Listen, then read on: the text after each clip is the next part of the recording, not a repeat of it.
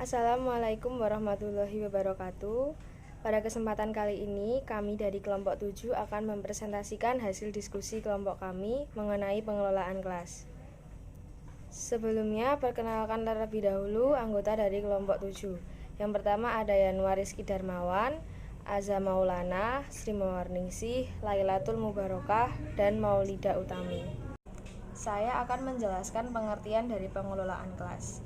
Pengelolaan kelas adalah proses belajar mengajar yang dilakukan oleh seorang pendidik dengan menciptakan dan mewujudkan kondisi kelas yang dinamis dan kondusif dalam rangka menciptakan kelas yang efisien dan efektif agar mencapai kondisi optimal sehingga dapat terlaksana kegiatan seperti yang diharapkan. Lalu, tujuan dari pengelolaan kelas adalah untuk memfasilitasi kegiatan belajar peserta didik dalam lingkungan sosial, emosional, dan intelektual dalam kelas. Penjelasan selanjutnya akan dijelaskan oleh Mas Azhar. Ruang lingkup pengelolaan kelas. 1. Pengelolaan kelas yang memfokuskan pada hal-hal yang bersifat fisik. Ketatalaksanaan atau pengaturan kelas yang merupakan ruangan yang dibatasi oleh dinding tempat siswa berkumpul bersama mempelajari segala yang diberikan oleh pengajar. Dengan harapan proses belajar mengajar bisa berlangsung secara efektif dan efisien. Yang kedua, pengelolaan kelas yang memfokuskan pada hal-hal non-fisik, pemberian stimulus dalam rangka membangkitkan dan mempertahankan kondisi motivasi siswa untuk secara sadar berperan aktif dan terlibat dalam proses pendidikan dan pembelajaran di sekolah. Pendekatan pengelolaan kelas. 1. Pendekatan perubahan perilaku, suatu proses untuk mengubah tingkah laku anak didik.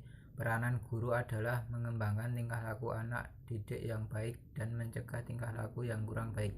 2. Pendekatan iklim sosio-emosional. Pendidik mengembangkan iklim kelas yang baik melalui pemeliharaan hubungan antar pribadi di kelas untuk terciptanya hubungan guru dengan siswa yang positif, sikap mengerti dan sikap mengayomi atau sikap melindungi. 3. Pendekatan ancaman. Mengontrol tingkah laku peserta didik dapat dilakukan dengan cara memberi ancaman, contohnya melarang, sindiran, dan memaksa. 4. Pendekatan kebebasan. Peran pendidik dalam membantu peserta didik agar merasa bebas untuk mengerjakan sesuatu kapan saja dan di mana saja. 5. Pendekatan pengajaran. Merencanakan dan mengimplementasikan pelajaran yang baik kepada peserta didik. 6. Pendekatan kepada kelompok. Mendorong perkembangan dan kerjasama kelompok peserta didik. Peraturan dan tingkah laku di dalam kelas. 1. Mengembangkan sistem pengelolaan kelas yang efektif. 2. Membuat perencanaan mengatur kelas. 3. Kegiatan pada tahun ajaran baru. 4. Mempertahankan sistem pengelolaan kelas yang efektif sepanjang tahun. Identifikasi masalah di kelas. Masalah individual. Masalah ini didasarkan atas anggapan dasar bahwa tingkah laku manusia itu mengarah pada pencapaian suatu tujuan.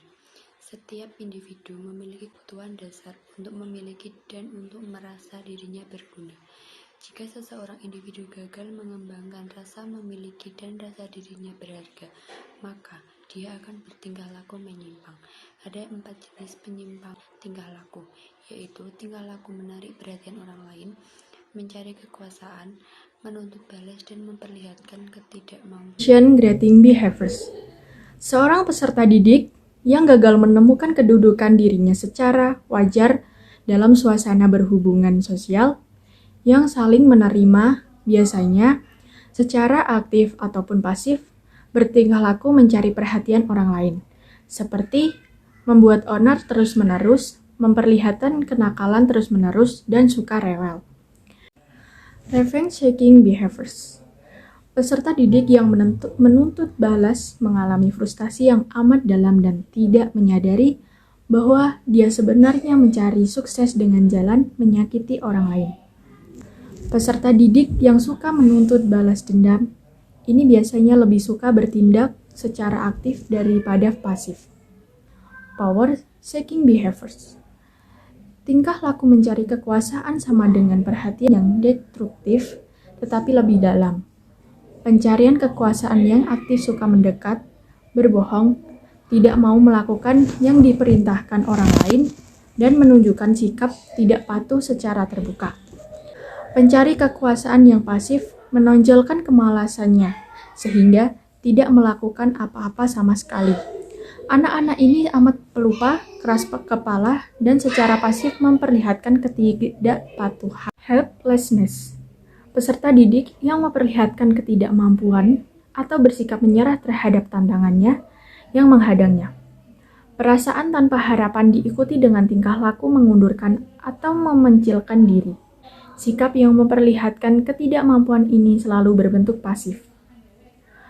Masalah kelompok. 1. Kekurangmampuan mengikuti peraturan kelompok. 2. Kekurangan kekompakan. 3. Reaksi negatif terhadap sesama anggota. 4. Ketidakmampuan menyesuaikan diri terhadap perubahan lingkungan. 5. Tidak mau bekerja dan tingkah laku protes. Demikian presentasi dari kelompok 7. Terima kasih atas perhatiannya dan kurang lebihnya kami mohon maaf. Wassalamualaikum warahmatullahi wabarakatuh.